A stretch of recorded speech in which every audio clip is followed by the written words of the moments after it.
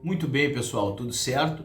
Estamos aqui para o quarto vídeo dessa série falando sobre solidão.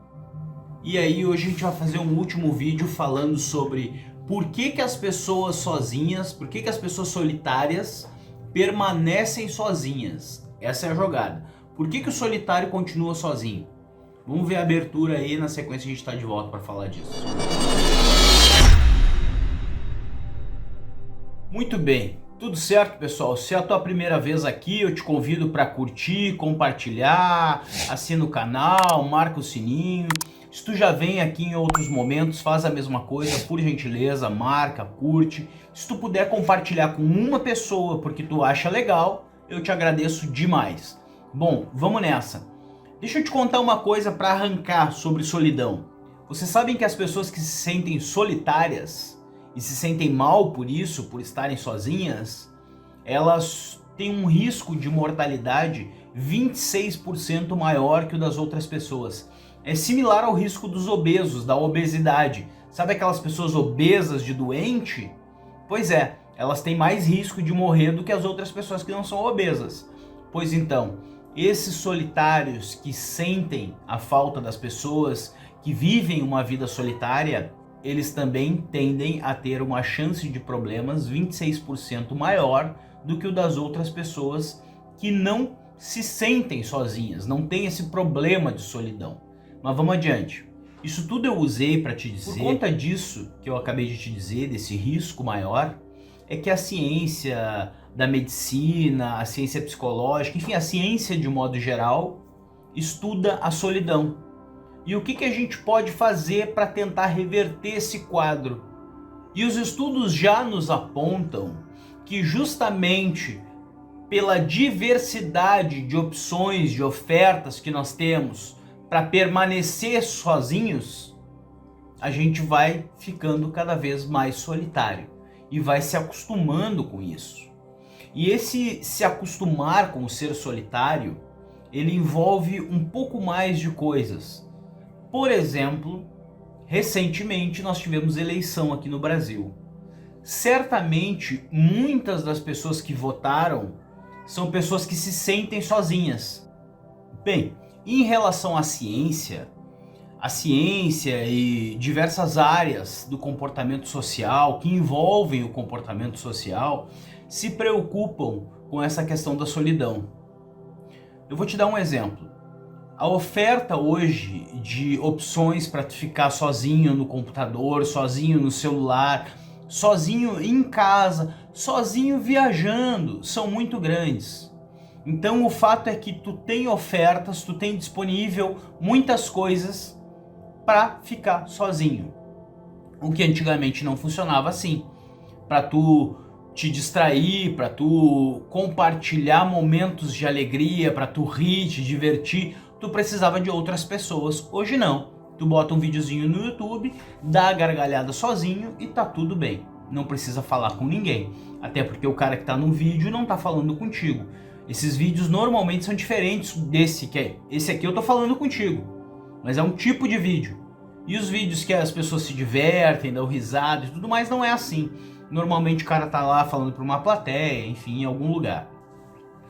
O fato é que estar sozinho e o acostumar-se a estar sozinho tem reflexo na convivência social. Eu vou te dar um exemplo. Recentemente nós tivemos eleição no Brasil, certo? Tu concorda comigo que muita gente no Brasil se sente solitária, certo? Essas pessoas também votaram, ok? Minha pergunta é a seguinte: tu acha que o fato de uma pessoa estar acostumada a ser só ela, ser sozinha, solitária, pode interferir no resultado da gestão de toda uma sociedade, como é um país? Talvez ainda não, mas estamos quase chegando lá. Lá aonde? No momento em que o mercado da solidão vai se colocar também na gestão social. Tem uma teoria que aborda que as pessoas solitárias elas vão perdendo a capacidade de sociabilizar com o passar do tempo. Como elas ficam muito tempo sem conversar com ninguém, sem socializar com ninguém, elas vão perdendo essas habilidades, vão enferrujando. É mais ou menos como um movimento. Tu não te movimenta, tu vai ficando meio que estagnado, meio trancado. É uma máquina, uma engrenagem que tem que funcionar. Isso é uma teoria sobre a solidão. Entretanto, recentemente, estudos de 2019 para cá mostram o contrário. Mostram que as pessoas solitárias, elas têm mais habilidade, ou pelo menos uma velocidade maior, de se relacionar, de se sociabilizar com estranhos, com pessoas que elas não conhecem. Ou seja, uma pessoa que está acostumada a andar num grupo de 10 pessoas e tu bota ela num lugar onde tem 20 pessoas que ela não conhece, para ela vai ser mais difícil de se relacionar com essas pessoas do que para uma pessoa que vive sozinha em casa jogando videogame. Aí tu pega esse cara que vive em casa jogando videogame e larga numa festa com 20 pessoas estranhas que ele não conhece. Esse do videogame tende a conseguir dialogar, se relacionar, mesmo que superficialmente, mas vai conseguir se relacionar com o maior número de pessoas, daqueles 20 que ele não conhece, do que aquele outro que está acostumado com os amigos e foi parar num grupo de 20 estranhos. Interessante isso, né? Olha só. E o que a gente pode concluir com isso? A gente pode concluir que uma pessoa que não está acostumada a um círculo social, ela tem um número de marcações maior para poder identificar os indivíduos. Aquelas pessoas que estão acostumadas a conviver num grupo social, elas já têm essas marcações pré-fixadas. Porque são aqueles colegas de trabalho que tu vê todo dia, são os teus colegas de aula que tu vê todo dia, são os teus familiares que tu tá acostumado a ver há muitos anos. Então são pessoas que, esses que convivem em um grupo social, já têm essas marcações no cérebro prontas. Aquele que está acostumado a ficar sozinho, solitário, quando ele chega num grupo, ele tem que criar essas marcações. Então é por isso que se fala que o cérebro do solitário funciona um pouquinho mais rápido, mas funciona nesse sentido, né?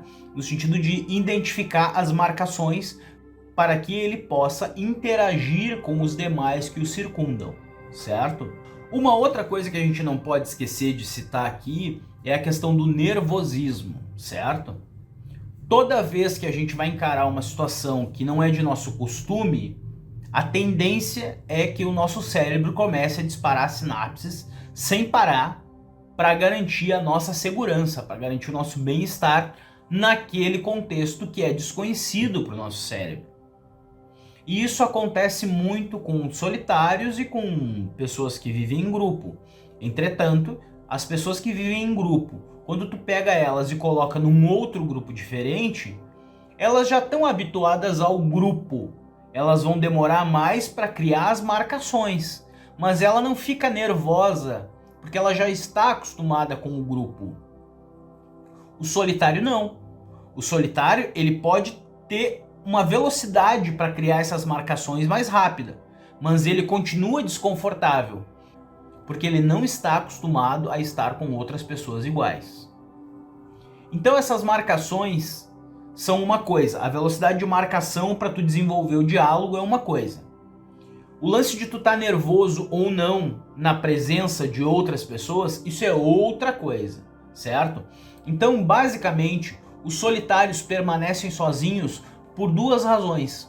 Primeiro, porque eles ficam nervosos com outras pessoas, é uma coisa que eles não estão acostumados, então eles demoram mais para se acostumar. E o segundo é porque as marcações do solitário são mais rápidas e, por consequência, quando um estranho fala uma frase ou dá uma opinião, aquele solitário ele já cria uma marcação na hora. E se aquela marcação não for compatível com a vida dele, com o jeito dele ser, aquela pessoa já está fora do raio de alcance, já está fora do radar do solitário. Consequentemente, é difícil, eu entendo isso, eu passo por isso, é difícil a gente encontrar do nada pessoas que tenham um pensamento, um ponto de vista, uma maneira de viver a vida similar à nossa. Nós somos muito variados, nós somos muito plurais, nós temos uma enormidade de distinções positivas, negativas, enfim, é muito diferente, é muita gente diferente no mesmo lugar. Então, tende a ser um pouco mais difícil mesmo para o solitário encontrar pessoas onde as marcações de imediata coincidem com as deles, e é difícil para os solitários também encontrar dosagens, e é difícil para os solitários também encontrarem a dose certa de exposição a outras pessoas, de exposição social. Porque é o que acontece. O solitário, ele tem mais dificuldade para encontrar a dose de exposição. Eu vou me expor na farmácia, eu vou me expor no parque, eu vou me expor no estacionamento. Aonde que eu vou me expor para ficar sob controle? E a segunda questão é justamente essa, é a compatibilidade das marcações. O cara dá uma opinião num jogo de futebol, dá uma opinião numa campanha eleitoral, dá uma opinião de alguma manchete que está saindo na TV, nos jornais, enfim. Consequentemente, se aquela opinião, se aquela marcação não for compatível com a do solitário, ele já elimina, já é uma pessoa a menos para ele se preocupar. Então a tendência é essa, sim, que os solitários permaneçam sozinhos por pelo menos mais um tempo. Porque particularmente eu, um solitário, acredito que isso também vai mudar. Vai chegar um momento em que a gente vai despertar para o coletivo. E a gente vai aceitar, na verdade, a gente não entende ainda e nem aceita, mas a gente precisa aceitar antes de entender que a nossa espécie, o ser humano, ele não nasceu para viver sozinho.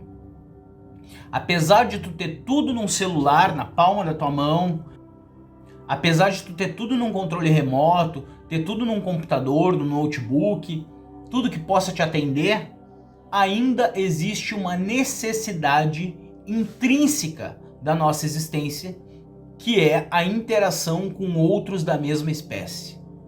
Isso é intrínseco.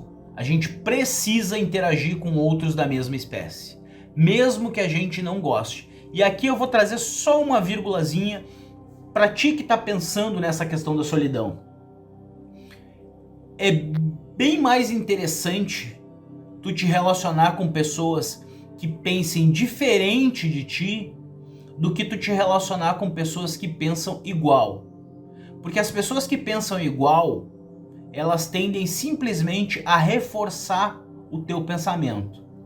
As pessoas que pensam diferente, elas tendem a instigar, estimular o teu pensamento, gerar reflexões. E aí tu para e faz essa reflexão. Muitas vezes o resultado dessa reflexão é a consolidação da tua ideia. Pô, cara, antes de eu ouvir aquele papo, eu tinha certeza que era desse lado. Agora que eu pensei por causa da opinião do outro, eu tenho mais certeza ainda de que é desse lado. E agora eu vou começar a tentar levar todo mundo comigo para esse lado. Tu tá me entendendo? Conversar com o contrário não é ruim, é bom pra ti.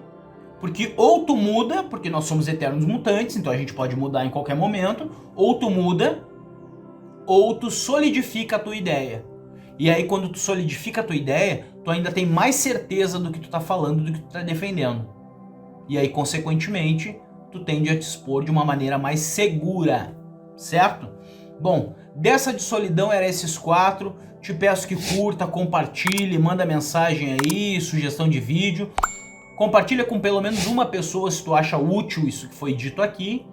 E a gente volta na semana que vem com outra série de reflexão. Vamos esperar. Tchau!